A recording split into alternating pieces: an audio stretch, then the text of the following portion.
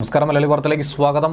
9-10 മണിക്കൂറുകൾ പിന്നിടുന്ന സാഹചര്യത്തിൽ ഇപ്പോഴും തിരുവനന്തപുരം നഗരത്തിലെ ആമിഴഞ്ചാൻ തോട്ടിൽ തിരച്ചിൽ പുരോഗമിച്ചുകൊണ്ടിരിക്കുകയാണ്. മാരാമിട്ടം സ്വദേശി ജോയിക്കുള്ള തിരച്ചിലാണ് പുരോഗമിക്കുന്നത്.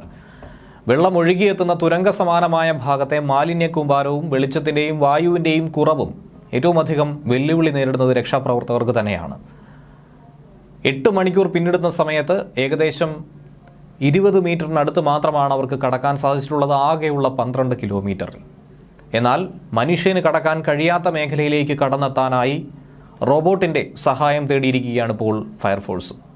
മാൻഹോളിലെ മാലിന്യം നീക്കിയുള്ള പരിശോധനയ്ക്ക് വേണ്ടി അത്യാധുനിക സംവിധാനമുള്ള റോബോട്ടിനെ എത്തിച്ചിരിക്കുകയാണ്. അതിന്റെ വീഡിയോ ദൃശ്യങ്ങൾ ഇതിനോടകം തന്നെ പുറത്തു വന്നു കഴിഞ്ഞു. ടെക്നോ പാർക്കിലെ ജെൻ റോബോട്ടിക്സ് എന്ന കമ്പനിയുടെ റോബോട്ടിനെയാണ് സ്ഥലത്തെത്തിച്ചിരിക്കുന്നത്. ഈ റോബോട്ടിനെ ഈ തുരങ്കത്തിലേക്ക് കടത്തിവിട്ട് മോണിറ്ററിലൂടെ തന്നെ ഇതിന്റെ പ്രവർത്തനങ്ങൾ നിരീക്ഷിക്കാൻ കഴിയും. ജോയിയുടെ സാന്നിധ്യം തിരിച്ചറിയാനും കഴിയും. സ്കൂബ സംഘത്തിന് ടണലിനുള്ളിലേക്ക് കടക്കാനുള്ള പ്രയാസകരമായ ഒരു സാഹചര്യം ഉള്ളതുകൊണ്ടാണ് രക്ഷാപ്രവർത്തനത്തിന് റോബോട്ടിന്റെ സഹായം തേടിയിരിക്കുന്നത്. ടണലിൽ 30 മീറ്റർ അകത്തേക്ക് പോയി എന്നുള്ള ഒരു സംശയം തന്നെയാണ് നിലവിലുള്ളത്. പക്ഷേ ടണലിന്റെ ഭാഗത്താകട്ടെ രാത്രി കൂടിയായിരിക്കുന്നു, മൊത്തം ഇരുട്ടായി മാറിയിരിക്കുന്നു. അതുകൊണ്ട് വലിയ തോതിൽ വെല്ലുവിളി ഉയർത്തുകയാണ്. തോട്ടിൽ കാണാതായ തൊഴിലാളിക്കുള്ള തിരച്ചിൽ സ്കൂബ സംഘം വൈകുന്നേരത്തോടുകൂടി അവസാനിപ്പിക്കുകയും ചെയ്തു. ടണലിനുള്ളിലേക്ക് പോവുക എന്ന് പറയുന്നത് ഏറ്റവും പ്രയാസകരമായ ഒരു കാര്യമാണ്. മുട്ടുകുത്തി നിൽക്കാൻ പോലും കഴിയുന്നില്ല എന്നാണ് സംഘം ചൂണ്ടിക്കാണിക്കുന്നത്. അത്രയധികം ചെറിയ വിടവ് മാത്രമാണ് അവിടെ അവശേഷിക്കുന്നത്. റെയിൽവേ ലൈൻ കടന്നു പോകുന്ന വഴിയിൽ സ്റ്റേഷന് കുറുകെയാണ് ഈ തോട് കടന്നു പോകുന്നത്. സ്റ്റേഷന് കുറുകെ ട്രാക്കിനടിയിൽ കൂടി പോകുന്ന ഈ ഭാഗത്തിന്റെ വീതി വളരെ കുറവാണ്. അതുകൊണ്ടാണ് മനുഷ്യന് കടന്നു പോകാൻ പ്രയാസമുള്ളത്. ഒരു ടണൽ പോലെ രീതിയിലാണ് ഇത് സജ്ജീകരിച്ചിരിക്കുന്നത്. വെള്ളം ഒഴുകി പോകാൻ വേണ്ടി മാത്രം സജ്ജീകരിച്ചിരിക്കുന്നത്.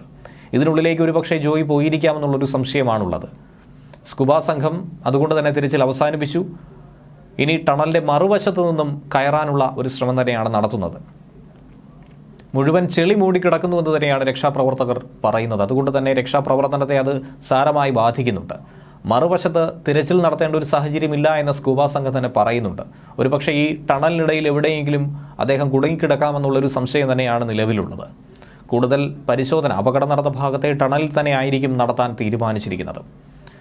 റെയിൽവേ സ്റ്റേഷന് സമീപത്തെ തോട് വൃത്തിയാക്കാനായി ഇറങ്ങിയ കോർപ്പറേഷന്റെ താൽക്കാലിക ജീവനക്കാരായ മാരായമുട്ട സ്വദേശിയായ 42-കാരനായ ജോയിയാണ് ഇന്ന് രാവിലെ 11 മണിയോടുകൂടി കാണാതായത്. കൃത്യം 11:30യോടുകൂടി തന്നെ രക്ഷാപ്രവർത്തനവും ആരംഭിച്ചു. തോട്ടിലെ ഒഴുക്കിൽപ്പെട്ട് കാണാതായി എന്നുള്ള സംശയം തന്നെയാണ് ഉയരുന്നത്. 2 ബംഗാൾ സ്വദേശിയും 2 മലയാളികളുമായിരുന്നു ഇക്കൂട്ടത്തിൽ ജോലി ചെയ്തുകൊണ്ടിരുന്നത്. മറ്റുള്ളവർ സുരക്ഷിതരാണ്.